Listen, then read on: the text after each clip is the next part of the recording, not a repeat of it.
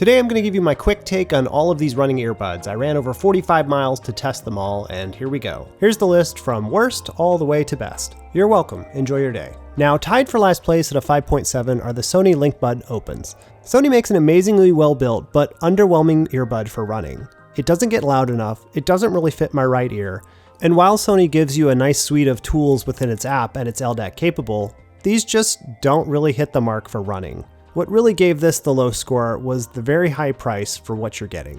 When I go to the break room, he always surrounds me by the water cooler and tells me that I'm not adequate.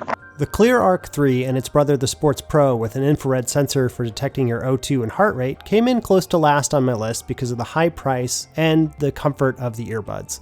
While the large driver affords you great sound, it just gets a little uncomfortable on your ear after a while because of the size of it pressing against the internal parts of your ear. I mean, just look at how much they're flopping around while I run. The case on these is unique because of the visual touchscreen that controls the earbuds, but also it has UV sterilization, so that's something I've never seen before.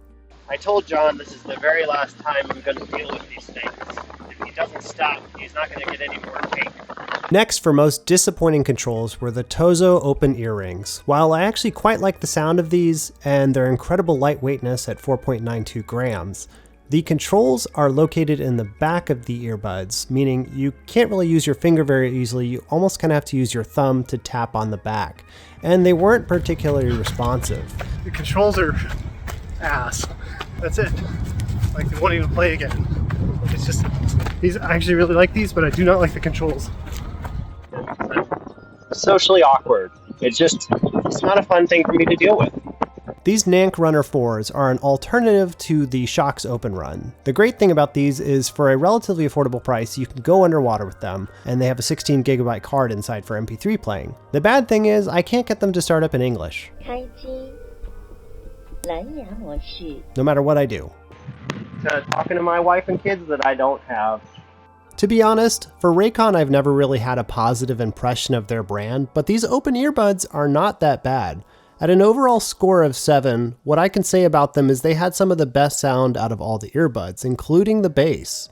I attribute it to the large driver.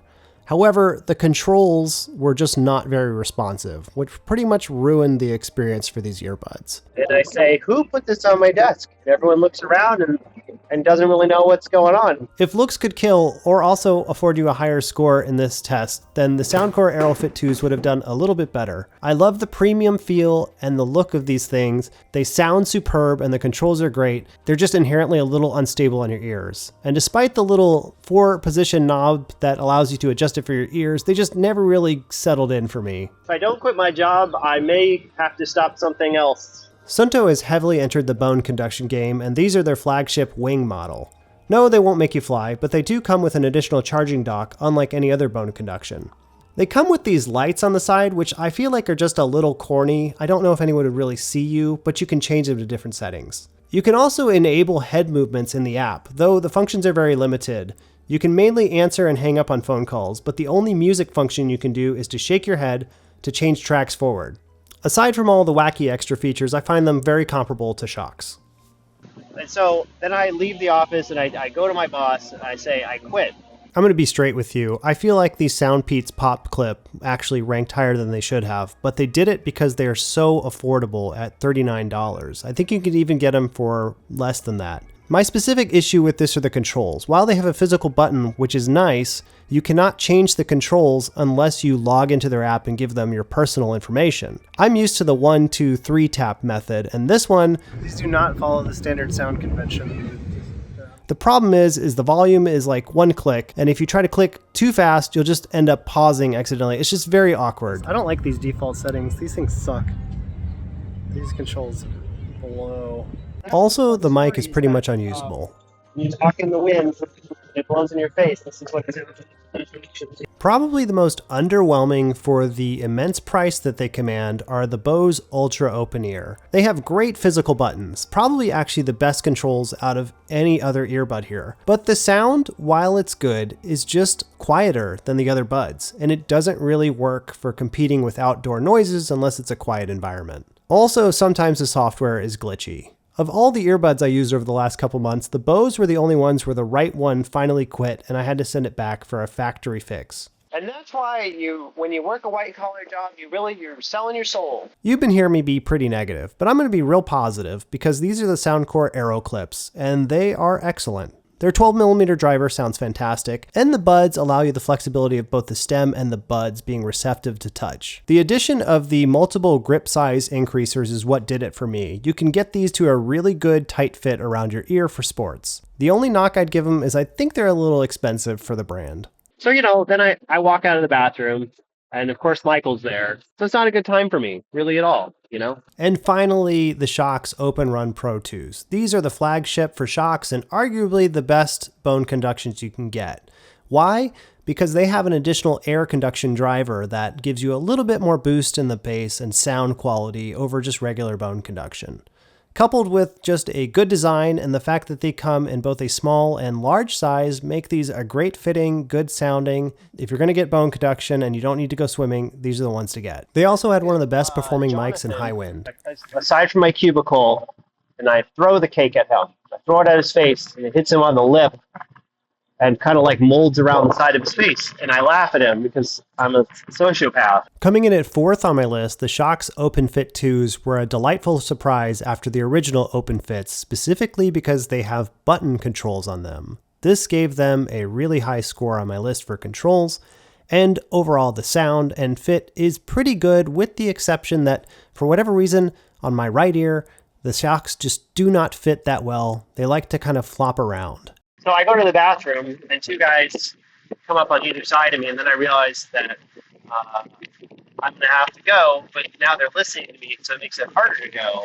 Coming in at 3rd place with a 7.8 out of 10, the Apple Airpod Pro 2s hold their weight when it comes to running. Though they're not specifically made for it, the litany of features that come from the H2 chip just make these a superior product. These have an unfair advantage over the other earpieces because they're in-ear, but I gave the sound a 9.5 out of 10.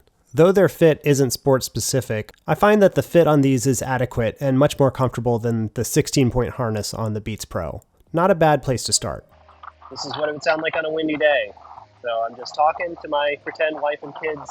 Coming in at a well-deserved 2nd place, the Shokz OpenDot Ones are the nicest earrings I have used yet. The ambidextrous style of the driver placement allows you to put them in both ears, and they have this unique pinch feature instead of just tapping on the buds that allows you to control them differently. Coupled with a slightly above average sound over most of the other earrings, I felt like the Shokz OpenDots were just what we needed in the future of earring style earbuds. They are a little on the expensive side right now though. Finally, I go back to my desk, and there's a little package for me waiting on top of the desk. And finally, in 1st place are the Earfun Openjumps. Now, I may be partial to these because they just fit me like a glove, but I attribute part of that to the thin stem on the link between the driver and the battery pack. But the thing that really set it over the top for me was the price. The fact that these are only $79, plus you can get $20 off with a coupon below, just means that they're far more affordable than other options for very similar quality, if not better. And so I'm considering quitting my job for good this time. So there you go, that's all your scores. Hopefully this helps you make an informed decision so you're not burning money and trying different earbuds all the time. If you like what I'm doing, please use the affiliate links below. Those help me afford to buy future earbuds. So without ado, you get a little earbud star for running because you made it to the end of the video. So thanks for being here. I'll see you guys later. Okay, goodbye.